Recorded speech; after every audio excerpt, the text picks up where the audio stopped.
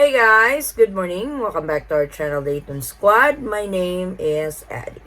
So for today's video is the latest travel updates to the Philippines for the month of July 2023. Details coming right up.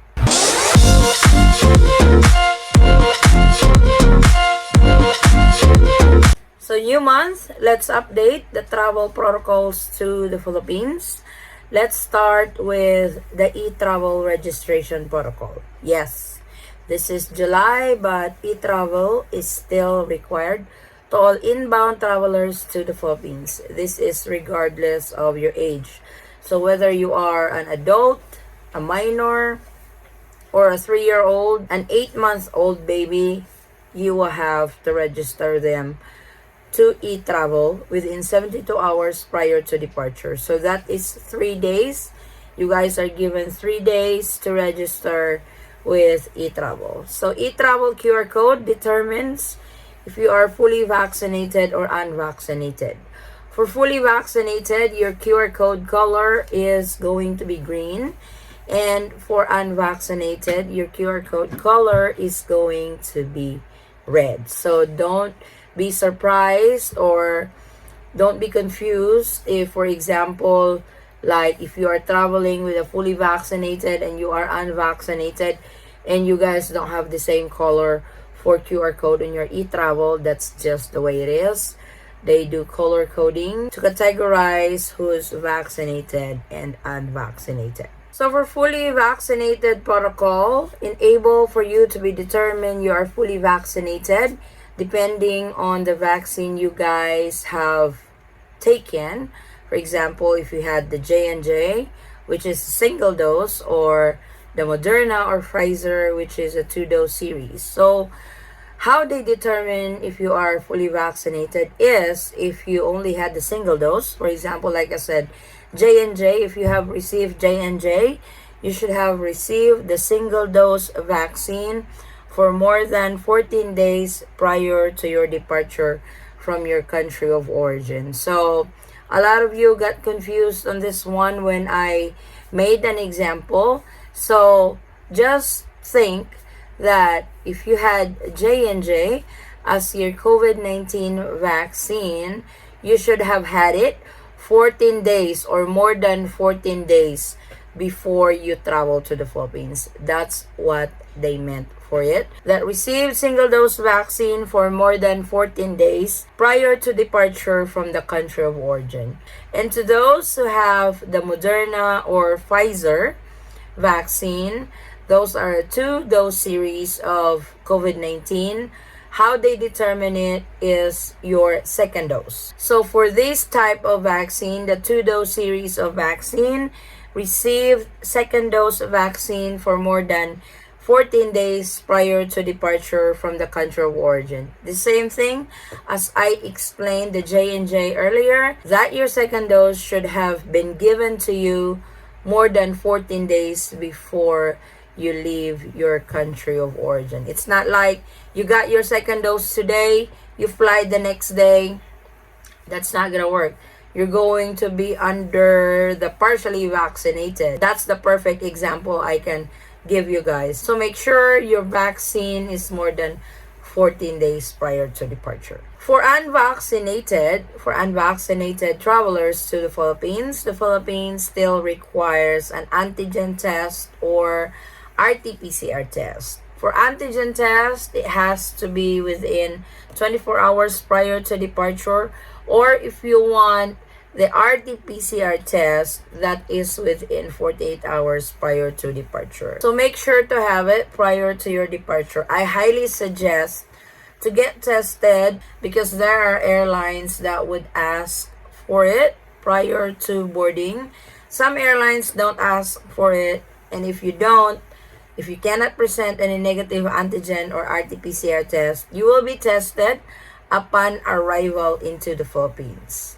The bad part about it, if you do get tested in the Philippines and you test positive, you will be quarantined for 10 days, and that is at your expense. I have talked to few subscribers that went to the Philippines unvaccinated. They got tested at the airport and wind up testing positive. So they had to spend 10 days at a hotel for quarantine. So that's where all the vacation goes. If I were you, before you travel to the Philippines as an unvaccinated, get tested prior to departure. That way you'll know if you're negative or you're positive. You'll be at peace on the result of your antigen or RT-PCR test. Next is the new terminal assignments. We made a video on this. That there are airlines now that used to land at Terminal 1 now lands and departs at Terminal 3. And there are airlines that used to arrive and depart at Terminal 3 now arrives and depart at Terminal 1.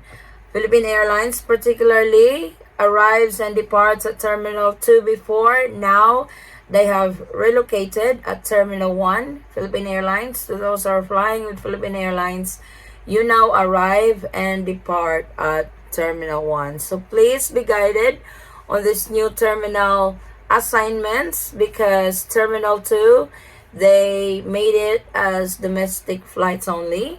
So if you guys are flying with Philippine Airlines, for example, and you're landing at Terminal 1, you will have to transfer to Terminal 2 for your next flight. Take advantage of the help desk or the transfer desk, so you guys will be transferred to your terminal respectively. So they should have a booth or a table at the airport for transfers. Like I said, take advantage of it. That way you guys can avail it, especially to those travelers arriving in the Philippines at wee hours in the morning. Sometimes it's a challenge to get a taxi or Grab and other means of transportation in that hour. So take advantage of the transfer desk. They usually have buses that would take you from one terminal to another.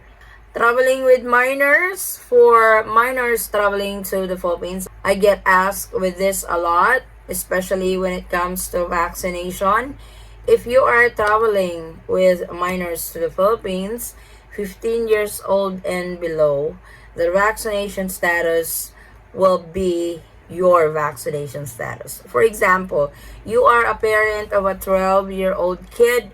He is unvaccinated, but you are vaccinated. His vaccination status will be fully vaccinated. So the guardian or the parent's vaccination status will be followed, or whoever is traveling with the minor kid.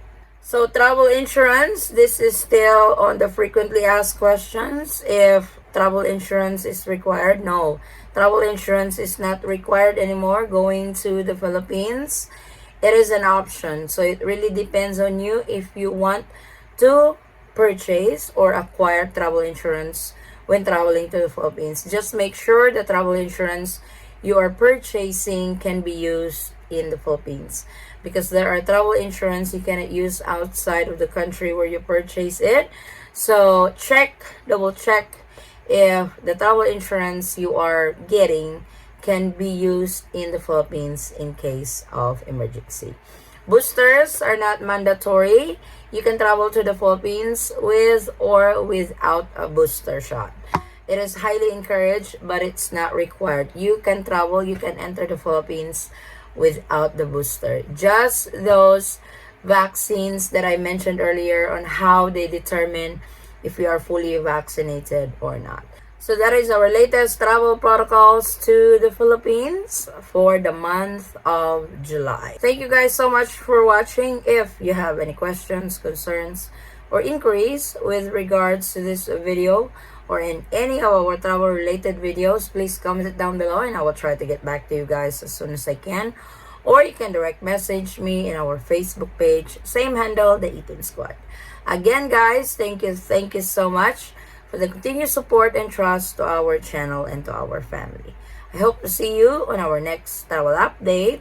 Stay safe, stay healthy, and God bless everyone.